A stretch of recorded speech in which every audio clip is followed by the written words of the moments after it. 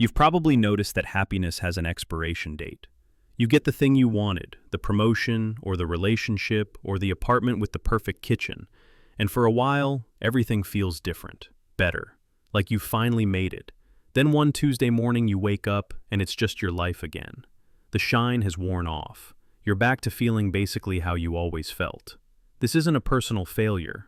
It's your brain doing exactly what it evolved to do, and understanding why might be the most useful thing you learn about yourself this year.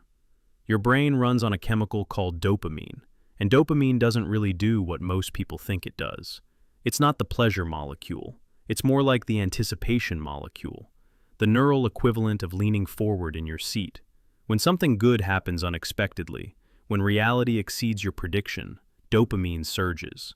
That feels amazing. But here's the problem. Your brain learns fast. After a few repetitions, the surprise is gone. The dopamine fades. Not because the experience got worse, but because it got predictable. Your brain has updated its model of the world, and predictable things don't warrant the same response as novel ones. This is called hedonic adaptation, and it operates on everything. Lottery winners return to baseline happiness within months. People who get promoted feel great for a few weeks, then gradually settle back to however they felt before. Even marriage, which should be this transformative life change, produces a happiness spike that fades within a year or two. Your brain adapts. The new normal becomes just normal. It gets worse. Your happiness isn't even about your actual circumstances. It's about comparisons. Your prefrontal cortex is constantly running calculations, comparing your current situation to your past, to other people, to imagined alternatives. You get the raise, but now you're comparing yourself to people who make even more instead of to your former peers. You got promoted, but you're thinking about the counterfactual where you got promoted faster or to a better position. The target keeps moving. There's fascinating research showing that Olympic bronze medalists are happier than silver medalists. Same Olympics, similar achievement, completely different emotional outcome. The bronze medalists compare themselves to fourth place and feel grateful they medaled at all. The silver medalists compare themselves to gold and feel like they almost won. Your brain doesn't care about the objective facts. It cares about the gap between reality and the comparison. And that gap never closes because the comparisons adjust as fast as your circumstances improve. Then there's the prediction problem. You're constantly simulating your emotional future, imagining how you'll feel when certain things happen, and you're systematically wrong.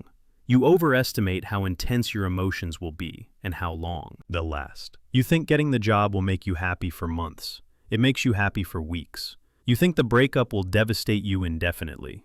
You're mostly recovered faster than you'd predict. This is called effective forecasting error, and it means you're making major life decisions based on emotional outcomes that won't actually occur. The really uncomfortable part? A huge chunk of your baseline happiness level was determined before you were born.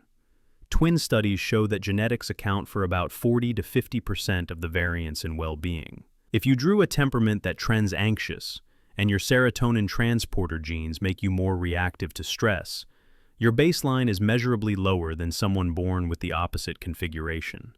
You didn't choose this. It's just the biological lottery. Some people start at a higher set point, and they'll generally be happier across their lifespan regardless of what happens to them. So you're on what psychologists call the hedonic treadmill. You achieve something, your aspirations rise to match. The gap between what you have and what you want stays constant, and your happiness stays constant despite objective improvement. As entire societies get wealthier, average happiness doesn't increase. People just want more expensive things. The treadmill runs faster, but nobody gets anywhere. This sounds bleak, and it kind of is if happiness is your goal. But here's where it gets interesting. There's a completely different kind of well-being that doesn't follow these rules. It's called eudaimonic well-being, based on meaning and growth rather than pleasure. Parenting is the perfect example. Parents report lower day-to-day happiness than non-parents. More stress, less sleep, less freedom, more frustration. But they also report higher meaning, stronger sense of purpose, deeper satisfaction with life overall. The moment-to-moment experience is often worse. The overall sense that life matters is stronger. These are separate dimensions, and the second one doesn't adapt the way pleasure does. Then there's flow, Those moments when you're so absorbed in what you're doing that the self disappears. Athletes call it being in the zone. You lose track of time, forget your problems, your actions flow effortlessly. Research shows these are among the most satisfying experiences people report. But here's the paradox. During flow, you're not feeling happy. You're not feeling much about yourself at all. You're absorbed. The satisfaction comes later, in memory, when you recognize you were fully present and meeting a challenge that mattered. Flow requires a specific balance. The task has to be challenging enough to demand your full capacity, but not so hard that you're overwhelmed. Too easy, and you're bored. Too hard, and you're anxious. Right at the edge, flow emerges. And unlike pleasure, flow doesn't habituate. As you get better, you can increase the challenge. The capacity for flow can deepen over time. It's one of the few things that actually lasts. Social connection operates differently too. Your brain has dedicated bonding systems involving oxytocin and vasopressin that work independently of dopamine reward circuits. The Harvard study of adult development tracked people for over 80 years and found that relationship quality was the single strongest predictor of happiness, health, and longevity. Not career success, not wealth, relationships. And unlike salary or status, good relationships don't become neutral background. They remain a source of sustained well-being that resists adaptation. The mechanism is stress buffering. When you have secure attachments, your stress response doesn't spike as high and returns to baseline faster. This means less cortisol exposure, less wear and tear, better immune function.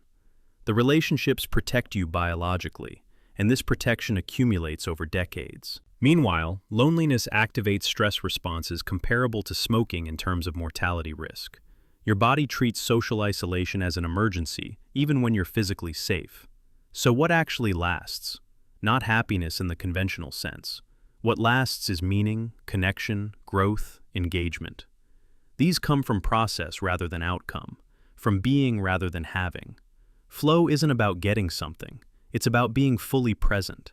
Meaning isn't about achieving goals, it's about living according to values.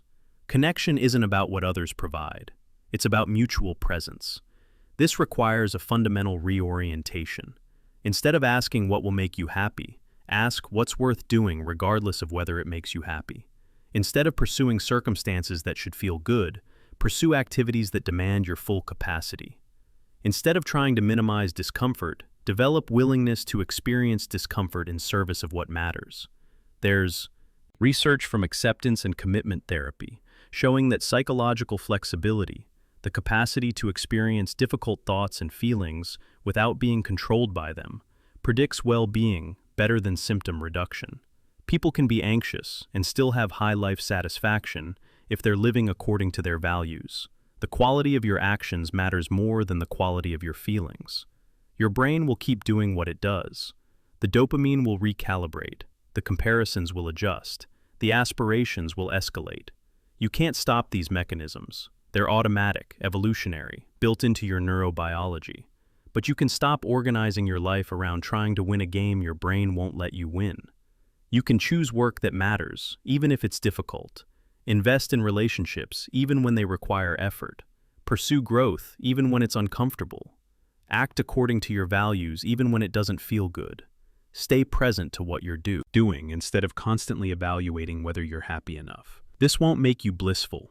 It won't eliminate struggle, but it provides something more durable than happiness, the sense that your life means something, that you're engaged with what matters, that you're living in integrity with yourself. The reason happiness doesn't last is that it's the wrong target. It's a temporary neurochemical state designed to fluctuate, not a stable condition you can achieve and maintain. What does last, or lasts better, is meaning, connection, growth. The qualities that make life worth living even when you're not particularly happy. Those aren't guarantees, but they're more reliable than pleasure, more satisfying than achievement, more durable than positive feelings. Evolution built you to want more than you have, to adapt to what you get, to keep striving without arriving. You can fight this and lose, or you can redirect the energy towards something that doesn't. Depend on winning an unwinnable game. Stop trying to be happy, start trying to live well. The satisfaction from living well is quieter, steadier, less exciting than the dopamine hit from getting what you want. But it's there in the morning, when everything else is faded back to baseline. It's there because it comes from what you're doing, not from what you're getting. That's what lasts. Not the happiness, the meaning. Not the feeling, the engagement. Not the outcome, the process. Your brain will keep screaming that you should chase something that feels better, but you can build a life that means something regardless. And that meaning, unlike happiness, might actually stay with you. Thanks for listening. If this resonated, share it with someone who's stuck on their own treadmill. We're all running. Might as well know what we're running on.